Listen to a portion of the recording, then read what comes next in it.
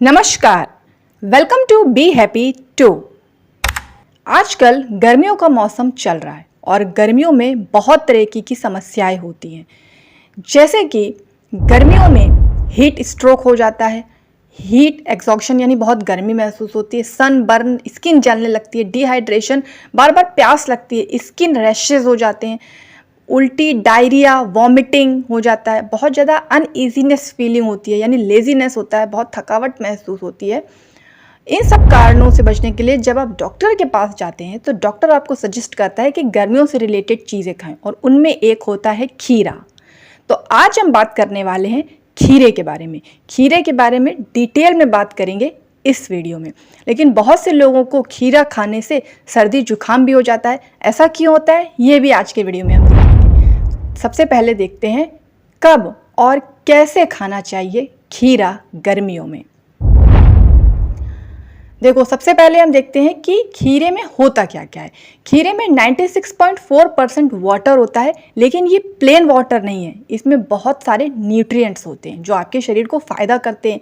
इसके अलावा खीरे में पोटेशियम बहुत ज़्यादा होता है और सोडियम कम होता है, और ये कॉम्बिनेशन बहुत इंपॉर्टेंट है जिनका ब्लड प्रेशर बार बार ऊपर नीचे जाता रहता है। यानी अगर आपका ब्लड प्रेशर गर्मियों में बार बार नीचे ऊपर जाता है तो खीरा खाइए, आपको बहुत फ़ायदा करेगा।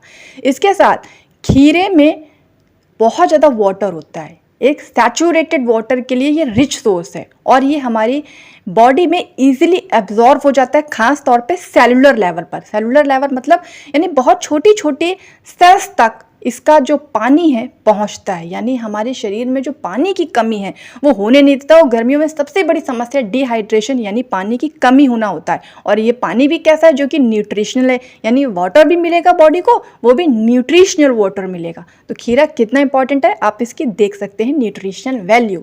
इसके साथ खीरे में एस्कॉर्बिक एसिड और कैफिक एसिड भी होते हैं, जो हमारे शरीर में, बहुत लोगों के शरीर में पानी कहीं ना कहीं जम जाता है तो उन्हें डॉक्टर के पास जाके निकलवाना पड़ता है। स्वेलिंग हो जाती है, सूजन हो जाती है, दर्द होता है, ऐसी दिक्कत आती है ना, जिसे बोलते हैं वाटर रिटेंशन। तो अगर आप खीरा खाओगे तो वाटर रिटेंशन भी नहीं होगा, और आँखों के नीचे तो पुफीनेस हो जाता है ना, सूजन सूजन सी गर्मी में हो जाती है, अजीब सी आँखें हो जाती हैं, इसको भी ये ठीक करता है, क्योंकि खीरे में होता है ascorbic acid plus caffeic acid. तो खीरा कितना इंपॉर्टेंट है अब आप यहाँ पर देख सकते हैं। खीरे में वाटर भी है, पोटेशियम भी है, सोडियम भी है, कैफिक एसिड भी है, स्कॉर्बिक एसिड भी है। खीरा कब खाना चाहिए, टाइमिंग देख लेते हैं, क्वांटिटी देख लेते हैं। देखिए, बेस्ट टाइम तो खीरे का है मिड मॉर्निंग या फिर लंच के समय, यानी वही 9 से 10 के बीच का समय, जिसमें आपका जो खीरा है वो आपके डाइजेशन को सपोर्ट करेगा, यानी डाइजेशन बहुत अच्छे से होगा और पेट ठीक रहेगा तो सब कुछ ठीक रहेगा। अब खीरा आप मैक्सिमम एक दिन में एक लीजिए, 150 ग्राम, इससे ज़्यादा नहीं लेना है। ये आपके न्यूट्रिएंट वैल्यू को कवर कर देगा, पूरा कर देगा। खीरा कभी भी खाली पेट नहीं लेना चाहिए। खाली पेट लेने से बेल्चिंग हो जाएगी। बेल्चिंग यानी बहुत आपको डकार सी महसूस होगी, आपका जो गट है यानी जो आपका इंटेस्टाइन है वो ठंडा हो जाएगा। ठंडा हो जाएगा तो खाना अच्छे से पचेगा नहीं, शरीर में अच्छे से लगेगा नहीं, भूख भी महसूस नहीं होगी, और फ्लैक्टुएंस हो जाएगा। फ्लैक्टुएंस मतलब गैस बहुत ज़्यादा बनने लगेगी। तो खीरा कभी भी खाली पेट नहीं खाना चाहिए, ध्यान रखना है। बेस्ट टाइम क्या है, मिड मॉर्निंग। अब देखते हैं खीरे के कुछ इंपॉर्टेंट बेनिफिट्स कि खीरा इतना इंपॉर्टेंट क्यों है। देखो, खीरा सबसे ज़्यादा फायदा करता है हमारे इंटेस्टाइन यानी कि गट के लिए। खीरे में सॉल्युबल और इनसॉल्युबल फाइबर यानी दोनों होते हैं, इन दोनों का एक अच्छा कॉम्बिनेशन होता है। अब अगर इनसॉल्युबल फाइबर है तो वो क्या करता है, कॉन्स्टिपेशन को प्रिवेंट्स करता है, यानी कब्ज नहीं होने देता। आजकल के टाइम में कब्ज एक बहुत बड़ी प्रॉब्लम है, जिसको देखो कब्ज हो जाता है, यानी कि आंतों में खाना जमता है, सड़ता है, जिसकी वजह से कब्ज हो जाता है, और ये बहुत बड़ी प्रॉब्लम बन जाता है आगे चलकर। तो खीरा अगर आप खाएंगे तो कब्ज नहीं होगा। यदि कब्ज नहीं है तो कभी नहीं होगा, और यदि कब्ज है तो बहुत जल्दी ठीक हो जाएगा। साथ ही सॉल्युबल फाइबर भी होते हैं, जैसे कि पैक्टिन, जो कि आपकी आंतों की सफाई करता है। अब देखते हैं कि खीरे को खाना कैसे, हाउ टू ईट कुकम्बर।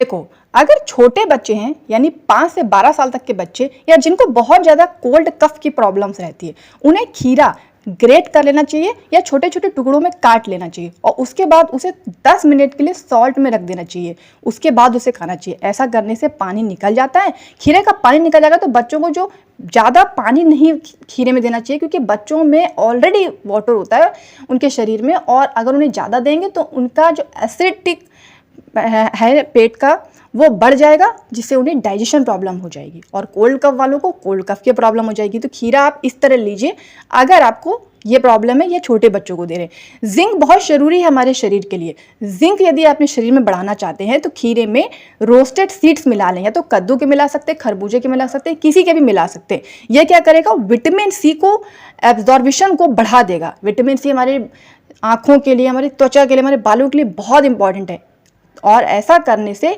खीरे की जो प्रॉपर्टी है वो बढ़ जाएगी। बहुत लोगों को खीरा खाने से एक्ने प्रॉब्लम हो जाती है। उसके लिए क्या कर सकते हैं, खीरे का पानी लीजिए, यानी खीरा पानी में डाल दीजिए और उसमें थोड़ी सी मिंट यानी पुदीने की पत्तियां डाल दीजिए।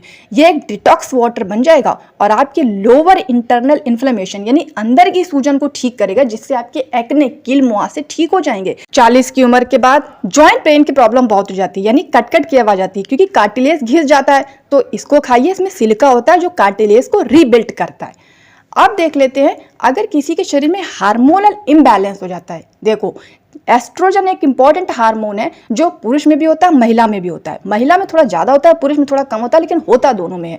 तो कुकम्बर को जब फ्लैक्स सीड्स के साथ मिला करके खाते हैं तो ये हमारे शरीर में एस्ट्रोजन को बढ़ाता है और डिटॉक्सिफिकेशन करता है, तो हार्मोन को बैलेंस करता है। तो कितना इंपॉर्टेंट खीरा आप देख ही सकते हैं। अब खीरा किसके साथ नहीं खाना चाहिए, ध्यान रखना, खीरे को कभी भी तरबूज के साथ नहीं खाना, इससे डाइजेशन स्लो हो जाएगा, यानी बहुत धीमा पड़ जाएगा।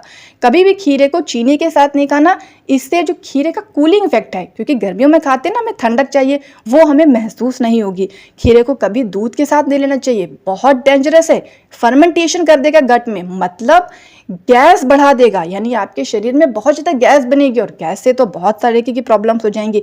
हमारे चैनल पर गैस का एक बहुत इंपॉर्टेंट वीडियो है, चाहे तो आप उसे देख सकते हैं कि गैस से कितनी प्रॉब्लम्स होती हैं। अब खीरे को खाना किस किस के साथ है जिससे आपको बहुत अच्छा फायदा मिले, तो देखो, खीरा लेना है और उसको हंग कट के साथ खाना है। हंग कट मतलब कि दही को आपने टांग दिया कपड़े में डाल करके, तो उसका पानी निकल गया, वो हंग कट हो गया। उसके साथ खीरे को मिलाइए, क्या करेगा, गट हीलिंग, यानी आपकी इंटेस्टाइन को बहुत अच्छा कर देगा, और प्रोबायोटिक होगा, यानी कि आपके इंटेस्टाइन में जो अच्छे वाले बैक्टीरिया हैं जिन्हें होना ही चाहिए बॉडी में, उन्हें बढ़ा देगा।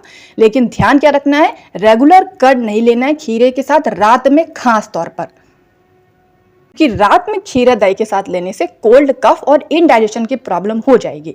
खीरे को मिंट यानी पुदीने के साथ और काले नमक के साथ खाइए, बहुत ज़्यादा फायदा करता है, डाइजेस्टिव एंजाइम को बूस्ट करता है, यानी शरीर में पाचन के जो एंजाइम्स है उसे बढ़ा देगा, और पाचन अच्छे से होगा तो शरीर बहुत बढ़िया रहेगा। तो आई होप कि आज की वीडियो की इन्फॉर्मेशन आपको अच्छी लगी तो इसे लाइक कीजिए, शेयर कीजिए, चैनल पर नए हैं तो सब्सक्राइब जरूर करें। मिलते हैं नेक्स्ट वीडियो में।